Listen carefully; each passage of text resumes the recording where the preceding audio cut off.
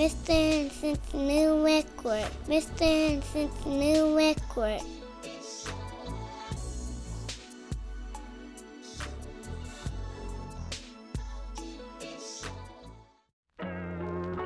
Is it too late to buy Bitcoin? The answer might shock you. Welcome back to a brand new episode of Gen Z BTC. It's me, Satoshi Wapamoto. And today we're going over a couple of numbers. It looks a little crazy now. Class is in session. Let me break it down for you. Let's start right here. 21 million. What's that? That's the total supply of Bitcoin divided by 8 billion, which is the amount of people on Earth currently. That leaves you with 262,500. This is the amount of Satoshis that every human could have on Earth if all the Bitcoin were distributed evenly.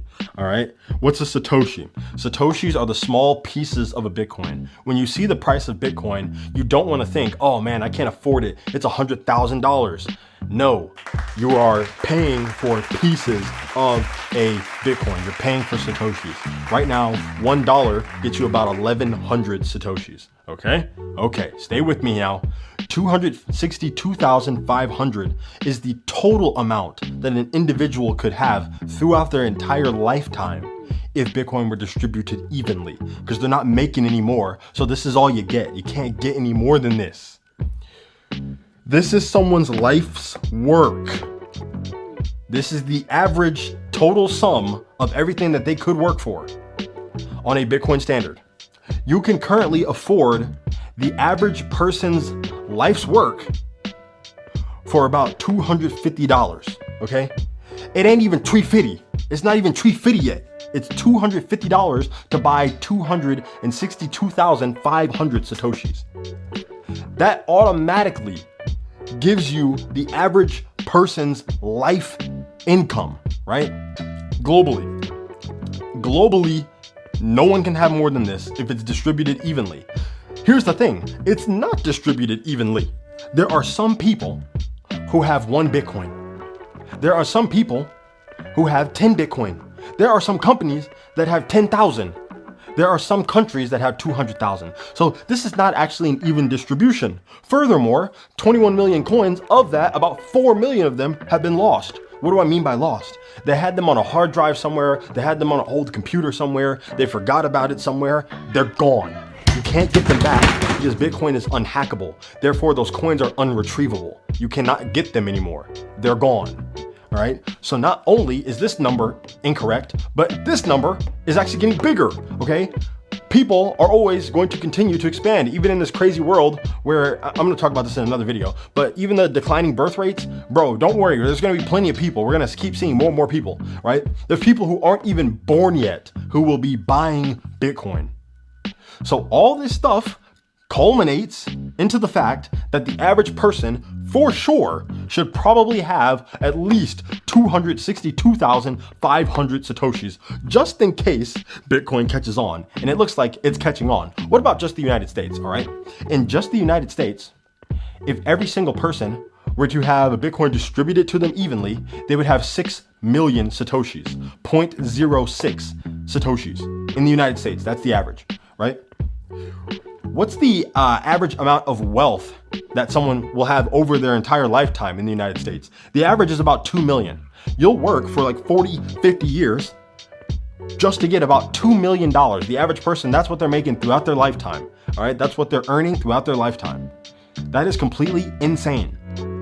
You can get a lifetime's worth of work in the United States. That amount of value is captured with just 6 million Satoshis, which you can pay for today for less than $5,000, right? Less than $6,000. You can get this for now. There will come a point where just 0.06 is out of the grasp of most people. The same way most people today cannot afford 1 Bitcoin, all right?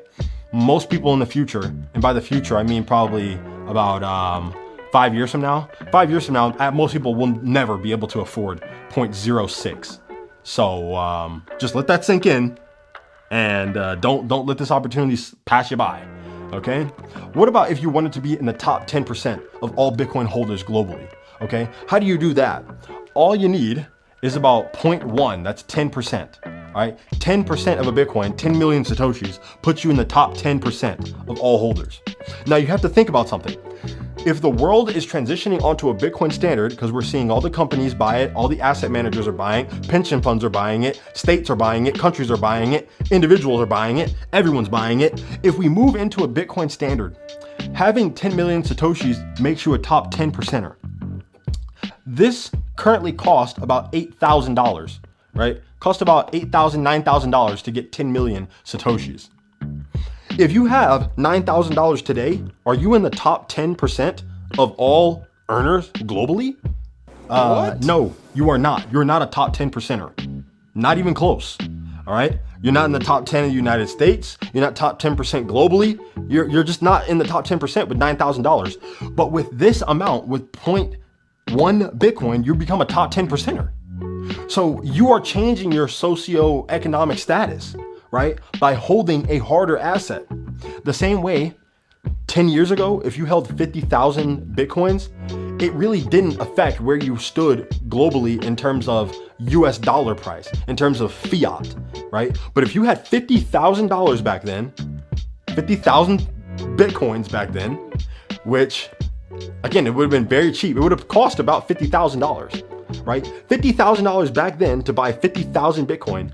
Today, you are literally a billionaire. You know what I mean? You are multi-millionaire if you have 50,000 Bitcoins. But back then, that wasn't the case. You only had $50,000. Like, it didn't really matter, dollars wise. But Bitcoin wise, if we take those 50,000 and bring them further into the future, your standing globally changes not only in the fiat world, but also in the Bitcoin world. Where you were at as soon as you bought them in Bitcoin puts you in a huge, insanely top 1% of the 1% position. All right. You need to